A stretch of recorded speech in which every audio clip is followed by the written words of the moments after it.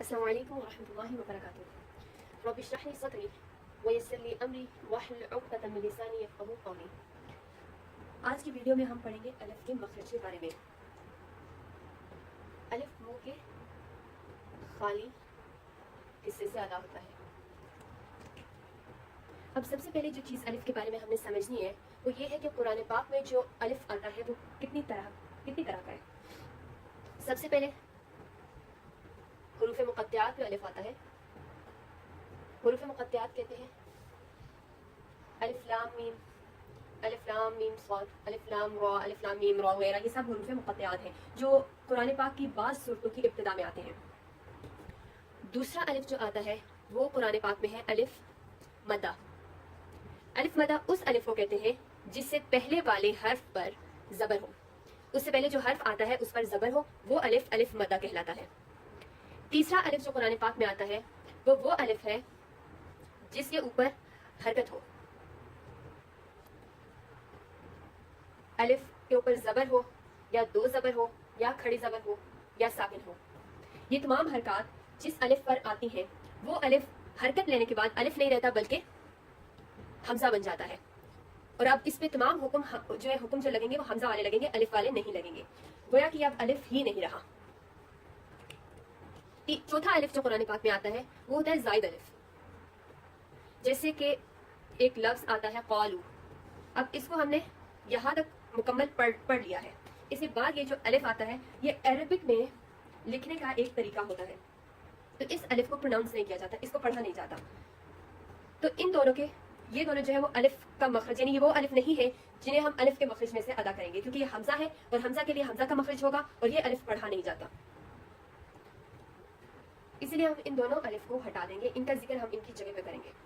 اب ہمارے پاس رہ گئے ہیں دو الف، ایک حروف مقطعات والا جس کو ہم پڑھتے ہیں الف، اس میں الف کو پورا پڑھا جاتا ہے، حرف کو پورا پڑھا جاتا ہے، تو اس کو ہم الف پڑھیں گے۔ اب الف پڑھنے سے ہمیں یہ معلوم ہوا کہ منہ کے خالی حصے سے ادا نہیں ہونا، کیونکہ یہ مکمل لفظ ہے، لیکن اس کو پڑھنے کا طریقہ ہم سیکھیں گے، وہ اس لیے کہ بعض حضرات اس الف کو پڑھنے میں غلطی کرتے ہیں، اور وہ غلطی یہ کرتے ہیں یا تو اس کو الف پڑھتے ہیں یا الف پڑھتے ہیں، یہ دونوں طریقے اس کے پڑھنے کے غلط ہیں۔ اس کے پڑھنے کا طریقہ ہے الف، اس کی کسی حرکت کو ہم نے لمبا نہیں کرنا۔ اب ہمارے پاس جو ہے صرف ایک الف رہ گیا وہ ہے الف مدہ، اور ہمارے مخرج کا نام ہے منہ کا خالی حصہ، تو اب ہم نے یہ دیکھنا ہے کہ ہم الف مدہ کو کیسے ادا کریں گے۔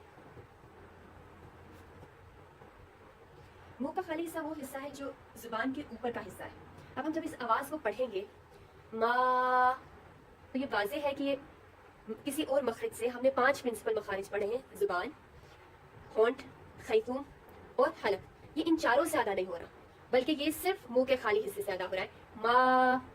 اب یہ ہمیں علم ہو گیا کہ الف کا مخرج منہ کا خالی حصہ ہے، منہ کے خالی حصے سے 2 اور حروف ادا ہوتے ہیں، ایک واو جب وہ مدہ ہو اور ایک یا جب وہ مدہ ہو۔ حروف مدہ کیا ہوتے ہیں، ان کی لمبائی کتنی ہوتی ہے، ان کو پڑھنے کا طریقہ کیا ہے، انشاءاللہ یہ ہم تب پڑھیں گے جب ہم حروف مدہ کا ٹاپک پڑھیں گے، لیکن فی الحال ہمارا کنسنٹریشن صرف اس مخرج پہ ہے کہ منہ کے خالی حصے سے اس کو ادا کیسے کرنا ہے۔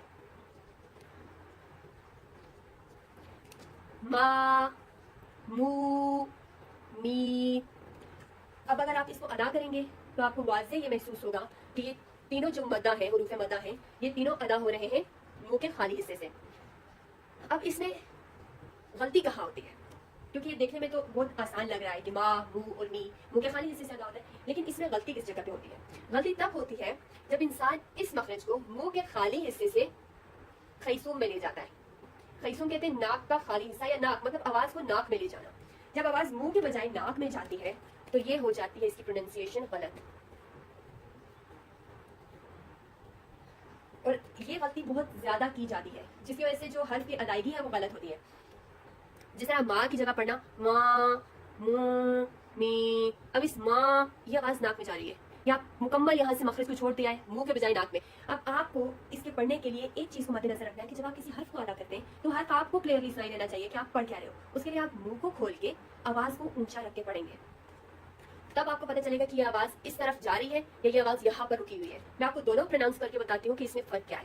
ما، ما، یہ ناک میں جاتی ہے آواز، مو، مو، می، می۔ اب یہاں سے ہمیں یہ بات پتہ چلی ہے کہ جس آواز کو ہم نے منہ میں روک دینا ہے، یعنی منہ سے ادا کرنا ہے، منہ کھول کر اور وہاں تک روک دینا ہے، اسے ہم نے آگے ناک تک نہیں لے کے جانا، تب ہمارا جو حرف ہے، جو یہ مخرج ہے منہ کا خالی حصہ، اس سے ادا ہونے والا حرف ٹھیک ادا ہوگا، اگر ہم اس کا تعلق ہم منہ تک ہی رکھیں گے۔ اس کو میں آپ کو